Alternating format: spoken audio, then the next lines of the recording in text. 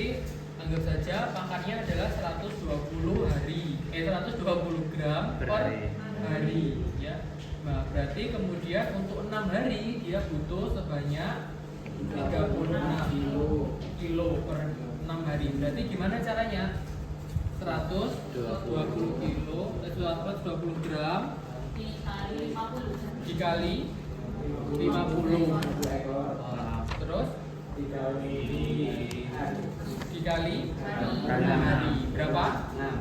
6. Jadi totalnya ini ya. Nah, nanti kalau jawab nanti seperti itu ya. Jadi ada apa yang ditanyakan, kemudian cara jawabnya seperti apa. Nah, kalau kayak gini kan kita nggak tahu ya. Ini dapat angkanya dari mana, gitu ya.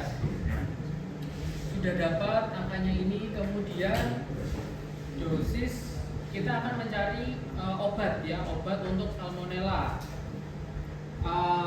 Pilihannya banyak ya. Salah satunya adalah neomycin. Ya. Kemudian dia pakai di sini dosisnya adalah 11 mg per kilogram berat badan per sekali pemberian ya. Ada yang pakai dosis yang lain? 100 obat yang sama, neomycin. Nah, apa dasarnya? Ini ada dasar ya. Kenapa ini 11? Kenapa yang lain 100? Beda seni tuh. Gimana? Kan ada dosis yang range ya. Biasanya range-nya itu juga tidak terlalu jauh ya. Antara 5 sampai 10, kemudian 30 sampai 40 gitu, seperti itu range-nya. Apa dasarnya dia pakai 11 atau 100? Kalau kan yang di plot ini kan range-nya 70 sampai 140 miligram per kilogram berat badan. Yang di sini itu dosisnya itu per hari atau per sekali kilo? per kali, Bukan per sekali kilo. ya itu per kali. Ini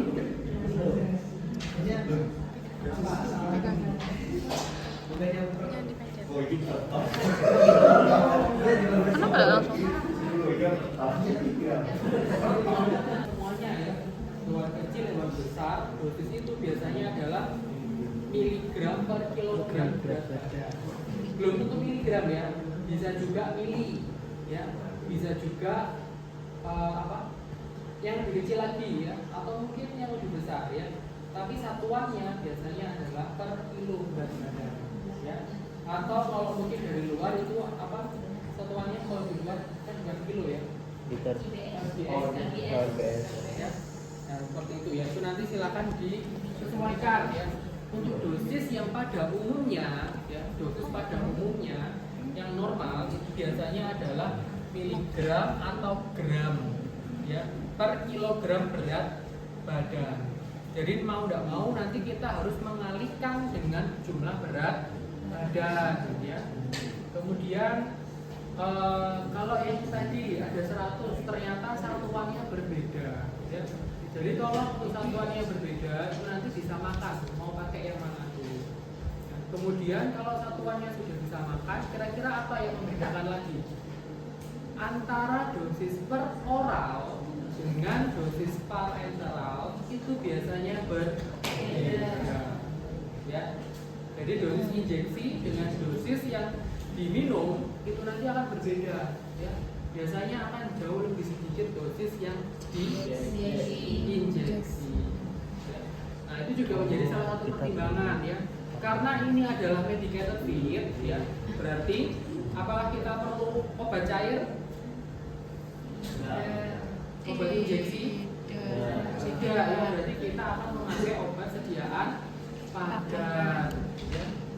Nah kemudian dari sana silakan dipilih dosis yang sesuai. Apakah ada dosis yang berbeda lagi di sini? Range-nya paling besar berapa? 20 ya, jadi range-nya itu dari minimal ke yang maksimal itu biasanya tidak terlalu besar ya. Kalau nanti semakin besar ada obat kemudian range-nya nanti gap-nya terlalu besar ya, berarti nanti efektivitasnya itu juga patut dipertanyakan ya. Berarti ada yang dengan dosis sedikit aja sudah efektif, tapi dia memerlukan, ada kasus yang memerlukan dosis yang sangat besar baru efektif. Nah, itu berarti indikasinya adalah obatnya itu pasti ada sesuatu yang kurang gitu ya, ada yang kurang tepat gitu ya. Nah, maka dari itu biasanya range dosis itu adalah kecil ya. Range dosisnya kecil, nanti disesuaikan dengan peruntukannya ya. Sama halnya seperti anestesi ya. Anestesi itu kan ada yang sangat deep sekali ya. Jadi ada yang tidurnya sampai 2 jam. Kalau kita ngomongin ketamin silasin gitu ya. Ada yang tidurnya hanya setengah jam. Ya. Nah, nanti dosisnya akan berbeda ya, tergantung dari penggunaannya. Ya. Tapi kalau untuk penggunaan antibiotik saya rasa mirip ya. Tidak jauh beda ya. Jadi yang membedakan adalah satuan biasanya ya. Jadi tolong dilihat lagi satuannya apa. Itu benar 100 ini di konversinya itu kalau di itu 70 sama 40 mg per kilogram